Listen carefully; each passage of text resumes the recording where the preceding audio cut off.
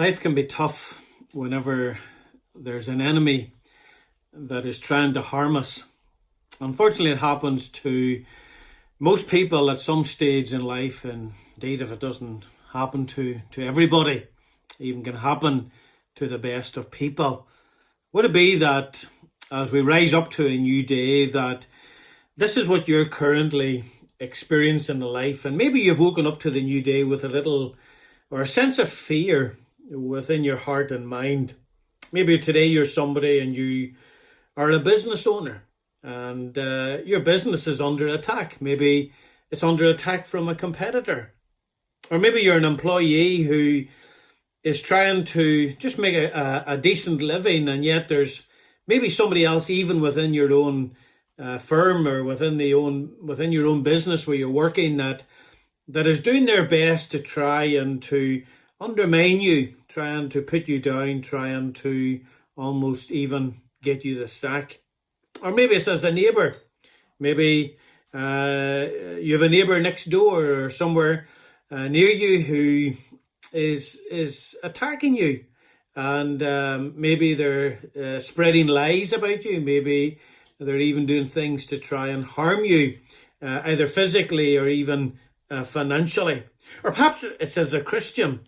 We know that the fiery darts of the evil one are coming at you one after the other. And maybe to say today you're waking up, or you've woken up to the new day, and there is that amount of fear within you. And maybe you've made efforts to resolve the issue, but yet you're finding that your efforts have been rejected, and you say you're still under the attack. Perhaps even what it has all caused you to do is to do some soul searching. As a Christian, maybe you've examined your life to see if you have done something wrong to warrant such attacks from others. Soul searching is not an unusual thing really to do whenever you're under attack from the enemy, or you're under attack from the opposition. Can I say today that if you are doing this, that you are in good company, because the psalmist David, he did it as well on more than one occasion, but it's certainly that something that you see that he did in Psalm 17. And really the question today is, how do we respond whenever we are in such a situation, whenever we're under attack from an enemy? Obviously, you respond by doing what Scripture says, and that's what we're going to be looking at this morning. But we know there's particular teachings in Scripture with regards to as to how to respond whenever we're being attacked by others. And another way certainly is prayer. Prayer is certainly one part of the answer. You see that in verses 6 to 8 of Psalm 17. David said, I have called upon thee, for thou wilt hear me, O God. Incline thine ear unto me, and hear my speech. Show thy marvellous loving kindness, O thou that savest by thy right hand them which put their trust in thee from those that rise up against them. Keep me as the apple of the eye. Hide me under the shadow of thy wings. And maybe that's something you've been doing and you've been praying. But another part of the answer, I believe, is the response of David in Psalm 17 and verse 15. And really, as we continue this series throughout this week that we're looking at, As for Me, looking at how different people in the Bible responded to different situations in life. And David here tells us, well, the enemy's against him. They're out to destroy him. They're doing their best. But here's what he would do. He says, as for me. And in verse 15, he says, as for me, I will behold thy face in righteousness. I shall be satisfied when I awake with thy likeness. How lovely are these words. Say, his enemies seem to be receiving so much good in life. And doesn't that how it feel? Whenever we are under attack, and whenever maybe we are suffering financially, we're suffering physically, we look at our enemy who's against us, and they seem to be getting it so well. But David, he sought to put everything into perspective, because he said, as for me, I will behold thy face in righteousness. I shall be satisfied when I awake with thy likeness. You see, there's two ways of considering this. The first way is considering this in the light of how we live every day, the day-to-day experience. But the other way of considering this is what will happen whenever we pass into the great eternity, what we as a Christian have to look forward to. Because the wonderful truth for us as Christians is that really the best is yet to come. But then going back to number one, how does this apply to us on a day-to-day basis?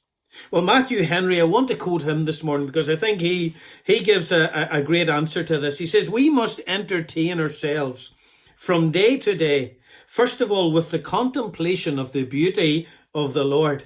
And secondly, when we awake every morning, we must be satisfied with his likeness set before us in his word, and with his likeness stamped upon us by his renewing grace. And really what a great way to approach each day whenever we are under attack. First of all, with the contemplation of the beauty of the Lord. Do we do that each day? Do we take time to stop and to think of the beauty of our God? No one more beautiful than him. He is altogether lovely.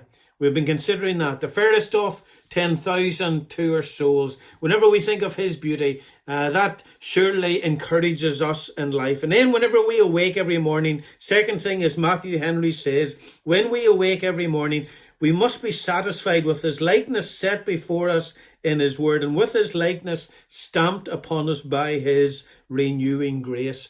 Oh, it's about studying his word. It's about being in his word, seeing his likeness, and letting that impact us so that we become more and more like him each day. Because in these situations, we need to respond as he would. But then the other thing is, as we're thinking about this morning, is what about the eternity? The great eternity that awaits us. Well, how amazing it will be whenever we close our eyes for the last time here on earth, to behold him doing what? To behold his face in righteousness. What a day that will be, when my Jesus I shall see. And that's something we look forward to. That's something that excites us. That's something we ought to keep in the foremost of our minds as we live each day as we're under attack, that one day that we shall behold Jesus Christ face to face, behold him in all of his beauty, behold him in all of his splendor, behold him in all of his glory, behold him in all of his perfectness. Oh, what a day that will be, when our Jesus we shall see. And then, secondly, to be satisfied when we awake with his likeness. That's an amazing truth. That's something I think we cannot comprehend living here on earth, that we will be satisfied whenever we awake with his likeness. 1 John chapter 3 and verse 2 says, Beloved, now are we the sons of God, and it doth not yet appear what we shall be, but we know that when he shall appear, we shall be like him, for we shall see him as he is. We need to keep our mind, our eyes focused upon this. We may be under attack in the present day, but we need to remember that as the children of God, that we have something greater to look forward to, something more blessed, and surely that keeps us going, seeing the finishing line. That's what the athlete does. If he can see the finishing line, he keeps going even though he's finding the going tough. See the prize that is before us, and that we can continue on each day and let these thoughts bless us. Let these thoughts help us.